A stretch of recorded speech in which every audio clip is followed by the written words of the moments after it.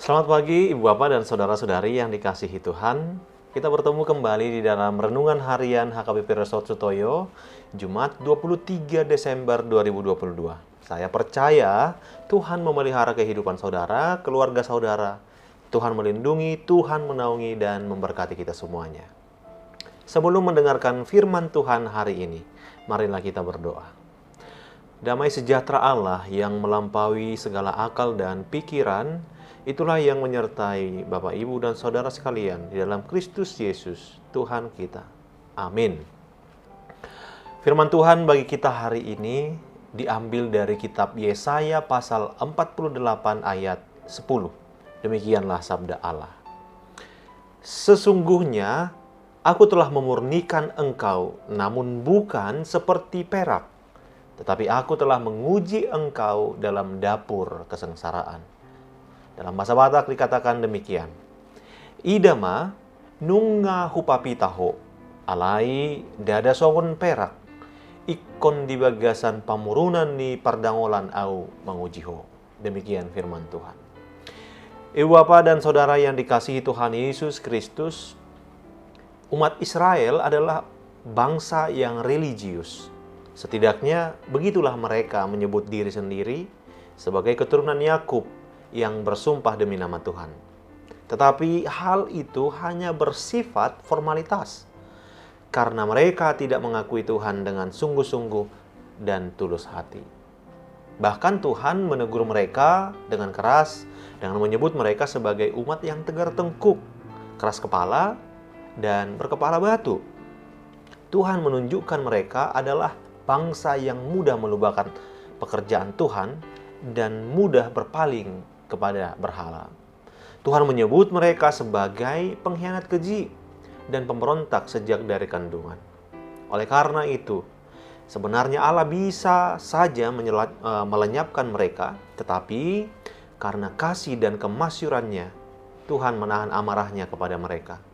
Demi menciptakan masa depan yang baru bagi bangsa Israel, Allah telah memurnikan mereka, namun bukan seperti perak, tetapi menguji mereka dalam dapur kesengsaraan. Ini merupakan tindakan Allah yang lebih lunak, sebab jika dimurnikan seperti perak, perlu proses lama dan tingkat panas yang paling tinggi. Tetapi dimurnikan dalam dapur kesengsaraan berarti tidak berat. Jadi ketika orang percaya alami kesengsaraan, sesungguhnya itu bukanlah ujian yang berat. 1 Korintus 10 ayat 13 mengatakan pencobaan-pencobaan biasa yang tidak melebihi kekuatan kita. Yang terpenting adalah melalui kesengsaraan itu Allah mau memberikan masa depan yang baru kepada anak-anaknya. Saudara di dalam Kristus, kata dapur menunjuk pengertian perapian. Di setiap rumah pasti mempunyai dapur perapian yang umumnya digunakan untuk memasak makanan. Memasak adalah proses mengolah bahan mentah menjadi makanan yang matang sehingga dapat dinikmati. Secara rohani, ini menggambarkan bahwa Tuhan pakai kesengsaraan di setiap rumah tangga atau keluarga anak-anak Tuhan untuk memproses iman, sikap hati, dan karakter mereka yang masih mentah, supaya menjadi matang, dewasa rohani, sehingga mereka bisa menjadi saluran berkat bagi banyak orang. Ini sesuai dengan istilah sengsara membawa nikmat. Untuk itu, jangan tolak kesengsaraan, sebab kesengsaraan dari Tuhan memurnikan hidup kita menjadi lebih mulia. Bila Anda menghadapi kesulitan, penderitaan, atau menghadapi masalah apapun, jangan kecil hati.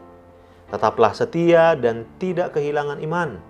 Kita harus berusaha memahami kehendak Allah bagi diri kita, serta mengikuti pimpinan Tuhan.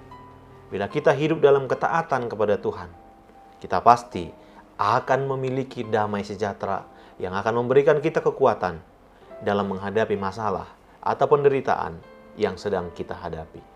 Amin. Kita berdoa. Ya Tuhan Allah, kami mensyukuri atas limpahan kasih-Mu hari ini. Sungguh syukur untuk firman-Mu yang mengajar kami untuk hidup taat dan setia kepadamu. Kendati pun terkadang kehidupan kami sulit dan bergumul, Tolonglah kami supaya tidak kehilangan iman percaya kami. Amin. Selamat pagi dan selamat beraktivitas Bapak Ibu. Kami masih akan tetap mengingatkan, marilah tetap menggunakan protokol kesehatan. Tuhan Yesus memberkati.